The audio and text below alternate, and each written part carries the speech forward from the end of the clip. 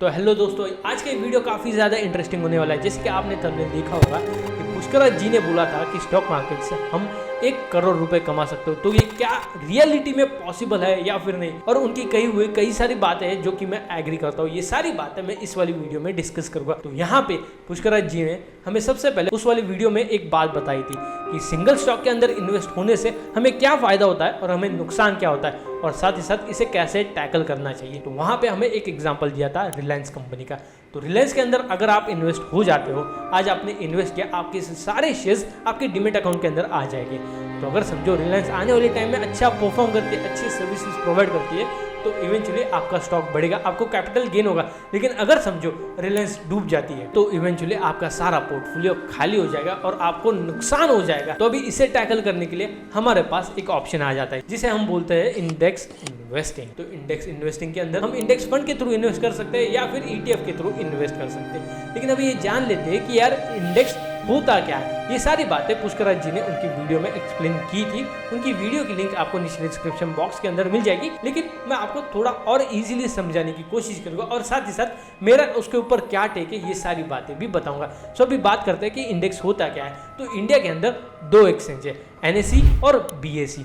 NSE क्या है? National stock exchange. और BSE क्या है? Bombay stock exchange. तो NSE का एक खुद का इंडेक्स है निफ्टी 50, वैसे ही BSE का एक खुद का इंडेक्स है सेंसेक्स। निफ्टी 50 के अंदर क्या है? निफ्टी 50 के अंदर इंडिया की टॉप 50 कंपनीज है, और BSE के अंदर क्या है? इंडिया की टॉप 30 कंपनीज। तो अभी यहाँ पे मैं आपको एक बात बताऊंगा, निफ्टी 50 के अंदर सबसे टॉप वेटेज वाली कंपनी कौन सी है? रिलायंस है। और सेंसेक्स के अंदर भी सिर्फ रिलायंस है। तो अगर समझो रिलायंस अच्छा परफॉर्म करती है तो वैसे वैसे निफ्टी ऊपर जाती है। लेकिन अगर समझो रिलायंस बुरा परफॉर्म करती है तो निफ्टी नीचे नहीं जाती। हाँ, इंट्राडे में जाती हो, लेकिन मैं बात कर रहा हूँ लॉन्ग टर्म के अंदर। तो अगर समझो रिलायंस अच्छा परफॉर्म करती है तो निफ्टी के अंदर बनी रहेगी। और अभी यहाँ पे निफ्टी का एक रूल है, अगर समझो कोई कंपनी इन टॉप 50 कंपनीज में से कोई कंपनी बुरा परफॉर्म करती है तो उसे निफ्टी से बाहर निकाल दिया जाता है और एक दूसरी कंपनी वहाँ पे आ जाती है। तो अगर समझो हम रिलायंस की बात करते हैं, तो अगर समझो रिलायंस बुरा परफॉर्म करती है, मोस्ट प्रोबेबली ये कम ही होगा, लेकिन हम मान के चलते हैं कि रिलायंस ने बुरा परफॉर्म किया तो उसे निफ्टी से निकाल दिया जाएगा और उसकी जगह पे दूसरी कंपनी आ जाएगी। तो यहाँ पे आप क्या समझते हो? इनडायरेक्टली आई होप आप समझ चुके होंगे, लेकिन आप नहीं समझे तो बहुत ध्यान से सुनो कि इंडेक्स कभी भी ऊपर ही जाता है, भले वो बीच बीच में नीचे आएगा, शॉर्ट टर्म में नीचे आएगा। कोविड के अंदर नीचे आया, 2008 में नीचे आया, लेकिन आज आप देख लो कि निफ्टी कहाँ पे खड़ा है। निफ्टी अपने ऑल टाइम हाई पे खड़ा है, क्योंकि निफ्टी या फिर इंडेक्स फंड इक्विटी मार्केट का सबसे सेफेस्ट इन्वेस्टमेंट है। तो अभी यहाँ पे ऐसा नहीं है कि आपका पैसा यहाँ पे डूब नहीं सकता, मोस्ट प्रोबेबली डूब भी सकता, लेकिन यहाँ पे इंडेक्स फंड के थ्रू आप अपने रिस्क थोड़ी मैनेज कर सकते हो। तो अभी यहाँ पे आपको 2 ऑप्शंस मिल जाते हैं इंडेक्स के अंदर इन्वेस्ट करने के लिए, इंडेक्स फंड और ETF। इनके बारे में अभी हम बात करते हैं। तो सबसे पहले ये जान लो कि ETF अलग होता है और इंडेक्स फंड अलग होता है, लेकिन ये दोनों का पैसा एक ही जगह पे जाता है। तो अभी ETF एक्सचेंज ट्रेडेड फंड ये लिस्टेड होता है एक्सचेंज के पास, मतलब NSE के पास और BSE के पास, और इंडेक्स फंड लिस्टेड होता है प्राइवेट कंपनीज के पास जो कि चलाते हैं म्यूचुअल फंड को। आपको काफी सारे इंडेक्स फंड मिल जाएंगे और काफी सारे ETF भी मिल जाएंगे।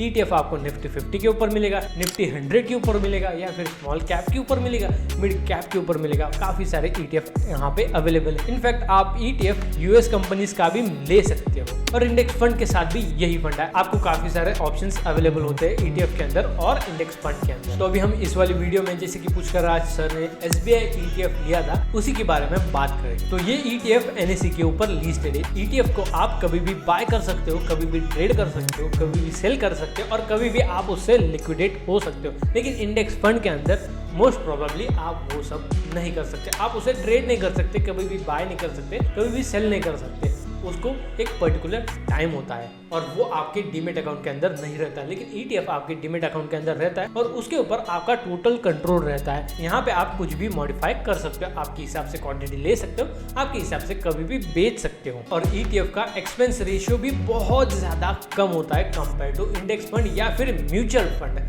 तो एक्सपेंस रेशियो क्या होता है इसे मैं एक्सप्लेन करने के लिए आपको म्यूचुअल फंड का एग्जांपल दूंगा, क्योंकि इवेंचुअली इंडेक्स फंड भी म्यूचुअल फंड कंपनी ही ऑपरेट करती है। तो म्यूचुअल फंड के अंदर क्या होता है, बहुत सारे लोग साथ में आते हैं, अपना पैसा कलेक्ट करते हैं और एक फंड मैनेजर को देते हैं। और वो फंड मैनेजर क्या करता है, पूरे मार्केट को स्टडी करता है और अपने हिसाब से वो पैसे इन्वेस्ट कर देता है ताकि आपको अच्छी रिटर्न मिल पाए। लेकिन यूएस के अंदर वॉरेन बफेट बोलते हैं कि ये काम नहीं करता, म्यूचुअल फंड कभी भी इंडेक्स को बीट नहीं कर पाती। तो अगर समझो उनकी इंडेक्स 15% की रिटर्न देती है तो म्यूचुअल फंड कभी भी 15% से ऊपर नहीं जाएगी, कभी भी वो 10 या फिर 11% की रिटर्न देगी। और इसके ऊपर वॉरेन बफेट ने शर्त भी लगाई थी वहां पे यूएस मार्केट के अंदर, और वो ये शर्त जीत भी जाती है। तो ये सारी बातें पुष्कराज जी ने अपने वीडियो में भी बताई थी और ये सारी बातें मैं उनसे एग्री करता हूँ क्योंकि ये एक्चुअल में हुआ था। और वैसा ही सिनेरियो इंडिया के अंदर भी है। बहुत सारी कंपनीज हैं म्यूचुअल फंड की, लेकिन वो कभी भी इंडेक्स को बीट नहीं कर पाती। इसलिए ये एक सेफेस्ट ऑप्शन है कि आप ETF या फिर इंडेक्स के अंदर इन्वेस्ट कर दो। तो यहाँ पे हम बात कर रहे थे 2 ETF के बारे में, एक SBI और एक मोतीलाल ओसवाल। हम SBI से इंडिया के अंदर इन्वेस्ट करेंगे और हम मोतीलाल नैस्डैक से यूएस के अंदर इन्वेस्ट करेंगे।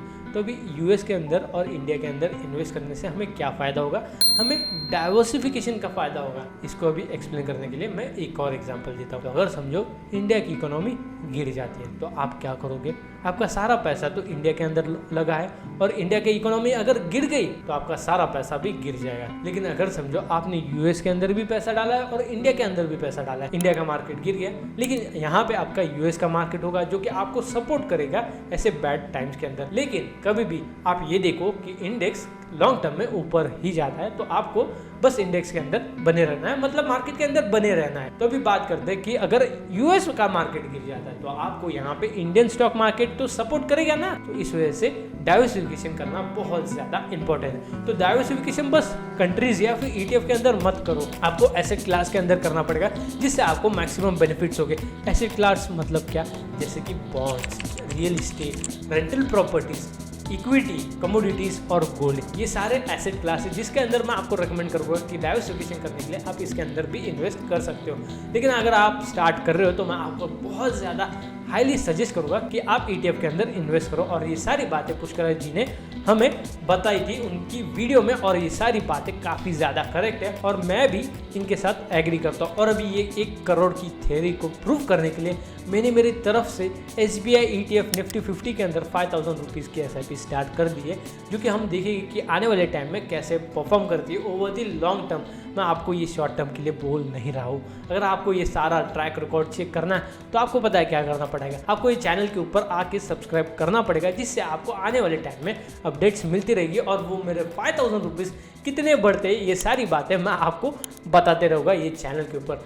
तो अभी पुष्कराज जी ने काफ़ी बढ़िया वीडियो बनाया था और ये वीडियो काफ़ी ज़्यादा जेन्युइन है। मैं आपको बोलूँगा कि वो वाली वीडियो भी चेकआउट करना, उसकी लिंक आपको नीचे डिस्क्रिप्शन बॉक्स में मिल जाएगी। और मैं बिलीव करता हूँ कि आने वाले टाइम में मेरे 5000 रुपीज़ जो मैं मंथली SIP कर रहा हूँ वो आने वाले टाइम में 1 करोड़ ज़रूर बन जाएगा। सुना, थैंक यू फॉर वॉचिंग, मिलते हैं नेक्स्ट वीडियो में। लेकिन अगर समझो आपको कार लेनी है तो मैं आपको सजेस्ट करूँगा कि ये वाली वीडियो ज़रूर चेकआउट करना।